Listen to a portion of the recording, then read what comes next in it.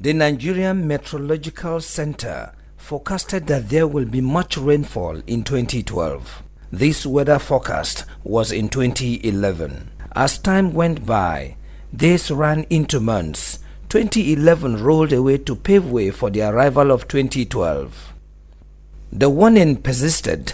The people gave a deaf ear because such has never happened, and as the days were counted into the year 2012, the rain started dropping. Little did Nigerians, Kogi State in particular, knew that they will be confronted with one of the greatest flood disasters of our time.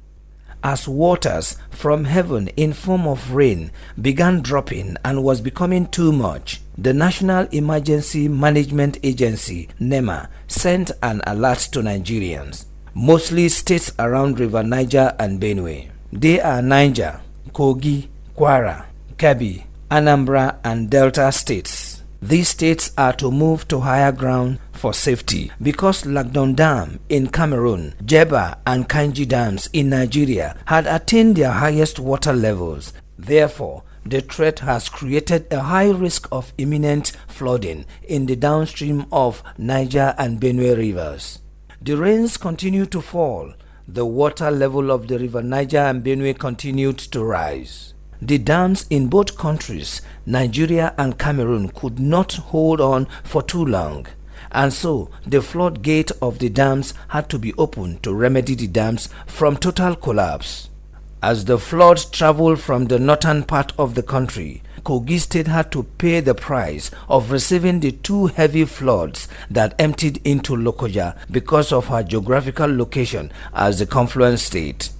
In the first few days of the flood, 9 local government areas in Kogi State were devastated and affected by the flood. These were Omala, Kotonkarfe, Lokoja, Basa, Ofu, Ajaokuta, Igalamela or Dolu, Ida and Ibaji. Indeed, as the flood invaded these 9 local government areas of the state, government and private properties, public infrastructures, homes, roads, businesses, crops and farmland along the coastal line of the rivers were affected by the flood. While the affliction on 8 local government areas were minimal, Ibaji local government area was not lucky.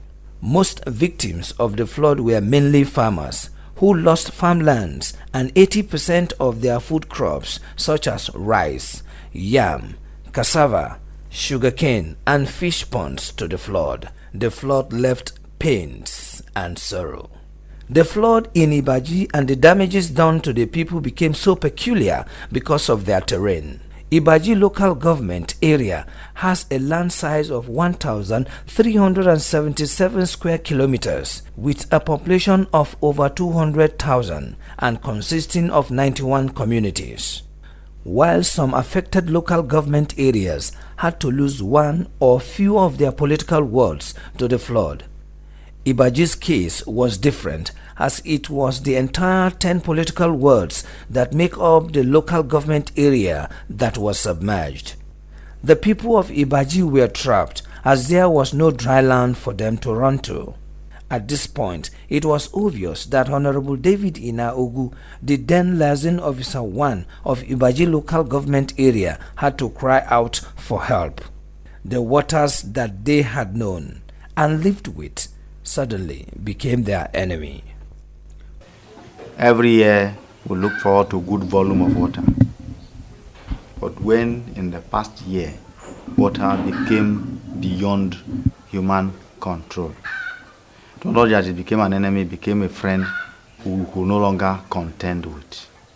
We had to relocate to go back home. It became a disaster. It became some circumstance that called for an emergency. It became a situation that was near crisis. To the glory of God, I am one who is very positive about living. Not just about life, about living. Everything around you devolves about the fact, about your approach to managing them. I felt there was a challenge, but from every challenge, the position and the instrumentality through which you handle those challenges turn negative or positive. I'm grateful to God that I was on ground as one who was part of the managers of the flooding process. It was a process worthwhile, and as a development worker, in the past, all sources of development are facilitated by crises. Crises that draw necessary attention, that pertains to you, your strengths, your weaknesses, your opportunities, and your threats. Let's start with the communities first. As civil society organizations and community-based organizations, our entering point mostly, it's the stakeholders. We call them the rights holders or duty bearers in the communities. So for any project to thrive, these people must buy into it. And so right from day one, we know where we are going to, because that was not the first time we were doing that kind of job. So basically in Kogi State, we are received warmly by all the chiefs that we visited their domain. And of course, the paramount ruler, His Eminence, His Royal Eminence Ame Oboni Michael Idako II. I think we're also very, very pleased and happy that he understands where we are coming from and the objective we're trying to achieve. So, and to that extent, we can say the project is a success because of that warm reception and acceptability we've gotten from the people of Kogi, Ida, and Ibaji community. With a swift reaction, the governor, Captain Idris Wada, came to his aid, giving out directives to special rescue operatives of National Emergency Management Agency NEMA and Kogi State Emergency Management Agency KOSEMA to deploy all their resources to Ibaji to support Honorable David Ina Ogu with all that is needed to get the people of Ibaji out of the flooded areas. It was also obvious that at this point, government could no longer do it alone.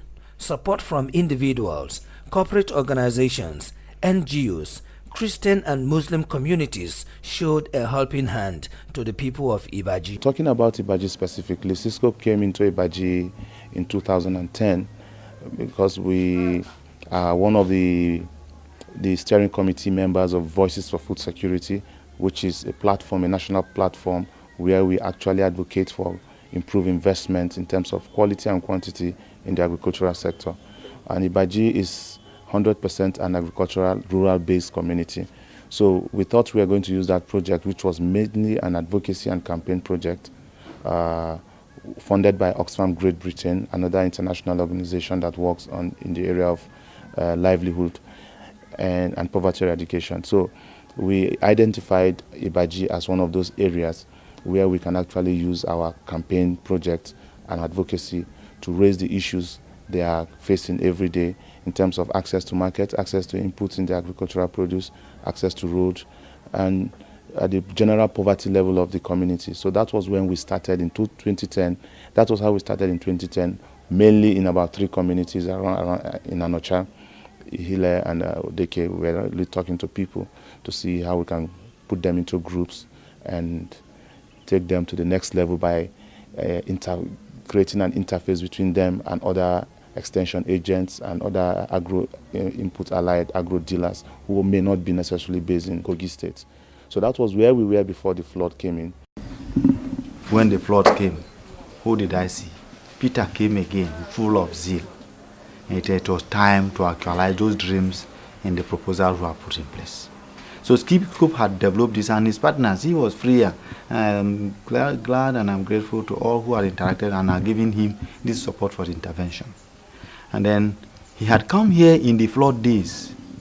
We have facilitated movements and intervention and needs assessment that are resulted into this. And I emphasize over and over again that one of the quickest points of intervention to bring the people back to life again in humanitarian service was providing agricultural inputs so they can rebound back to life.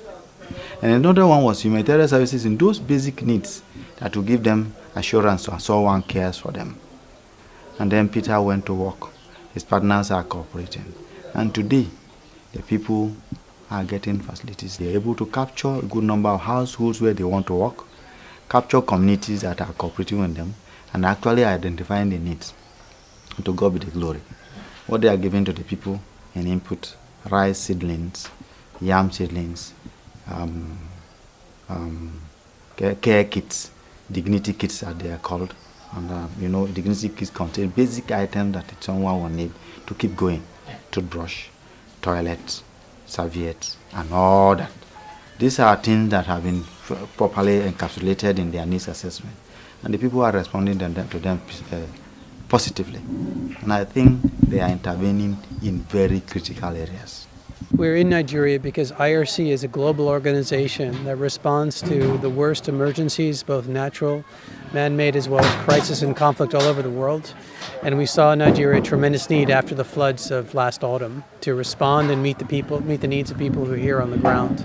IRC as an organization always first sends in a series of assessments. So we had an assessment team that came in on the ground late last year, right after the flood. They made an assessment, went village to village, talked to people, assessed the needs, and then we formulated our response after that. I think we're extremely satisfied with what's happening here. We obviously wish that we could respond to more of the needs than we see, but we're doing the very best we can in terms of the resources that we have. We're providing non-food items, things like jerry cans, water purification tablets, as well as seed for people to get their fields back to productive use. There was nothing. I found it hard to believe, but coming here, I found that it was true. I said, don't they have NGOs, even local CBOs, that they said there is nothing. I said, okay, do they have tap water? He said, no. Do they have lights? No. Do they have networks? No.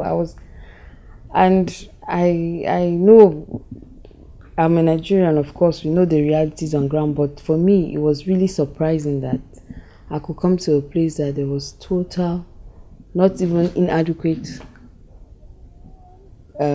governance, but absence of governance in the aspect of infrastructure and human development. It was really a surprise for me. For the first week, in fact, it was crazy. Like, the roads were bad, even in the hillocks, with all the comforts, so-called comforts of the hillock. Civil